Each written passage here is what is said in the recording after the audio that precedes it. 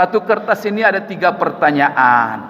Pertama sekali, hukum masak daging korban untuk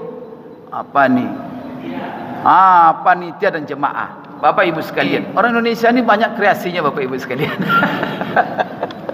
Sudah membuat panitia, makan-makan pula bersama. Sebenarnya kan Bapak Ibu kan masalah berkorban ini ibadah yang sederhana. Masing-masing berkorban.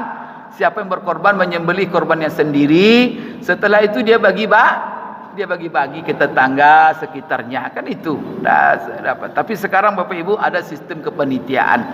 Kemudian Bapak Ibu sekalian, apa hukumnya? Kalau seandainya daging korban yang sudah disembeli, setelah itu diambil kemudian dimasak bersama, maka saya mengatakan hukumnya boleh, tapi dengan catatan. Pertama, catatannya pertama, syaratnya Bapak Ibu sebagai panitia harus minta izin dulu bersama peserta. Kenapa harus minta izin? Karena Bapak panitia itu kedudukan Bapak tidak secara hukum fikih sebagai wakil namanya. Di dalam kaedah wakalah, wakil tidak boleh bertindak terhadap objek amanah kecuali seizin yang mewakilkan. Minta izin dulu kepada peserta. Okey kata mereka, lanjut jalan. Jadi sepakat dulu Pak ya. Jangan buat sendiri, marah nanti peserta. Itu yang pertama. Yang kedua, syaratnya Bapak Ibu sekalian, jangan dikhususkan yang dimasak itu hanya untuk panitia, tapi buka untuk umum. Siapa yang mau makan, siapa yang tidak, itu. Jangan khusus panitia, karena nanti Bapak Ibu, kalau Bapak Ibu khususkan yang dimasak itu kepada panitia, nanti bisa dia nanti terjerumus kepada yang dilarang. Apa? Sebagai upah dia ambil dari daging, itu tak boleh. Maka untuk menghindari itu, masak sama-sama. Setelah itu Bapak Ibu dibuka seluruh yang makan, silakan. Dan bahkan Bapak Ibu, saya katakan itu lebih baik dan itu afdal. Kenapa?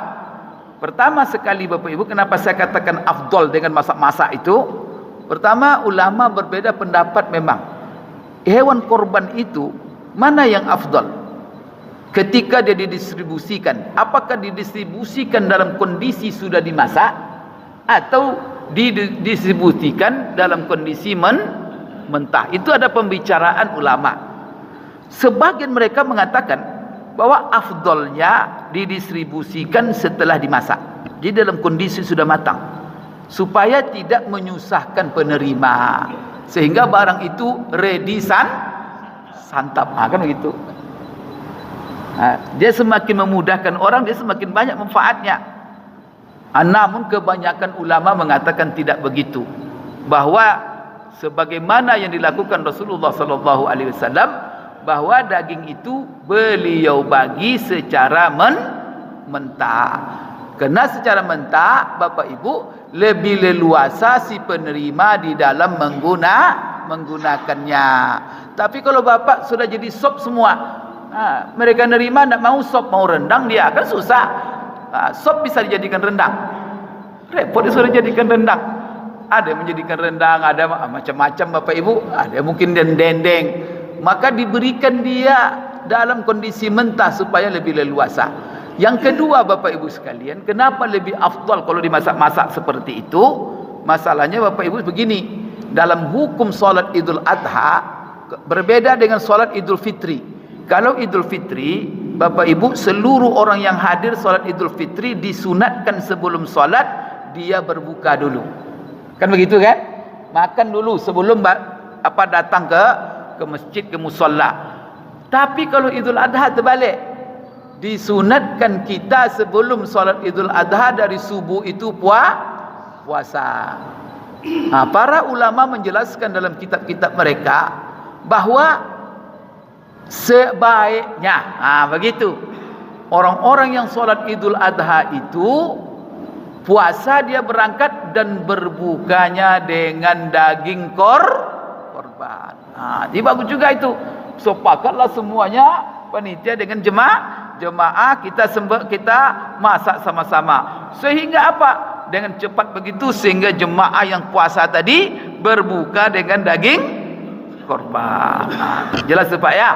Maka itu lebih apa? Lebih bagus. Kemudian Bapak Ibu yang ketiga, kenapa lebih baik? Karena Bapak Ibu sekalian, ibadah korban ini syiar. Maka Allah katakan, wal budna ja'alnaha lakum min sya'airillah. Ibadah korban itu kami jadikan untuk kamu sebagai syiar agama Allah. Yang namanya syiar itu semakin dimeriahkan semakin bagus. Maka kalau Bapak masak-masak semakin meriah dia. Maka Bapak Ibu tidak ada masalah ya. Maka ini lebih baik. Tapi catatannya tapi kalau kamu kata jangan masak. Wallahu a'lam bishawab.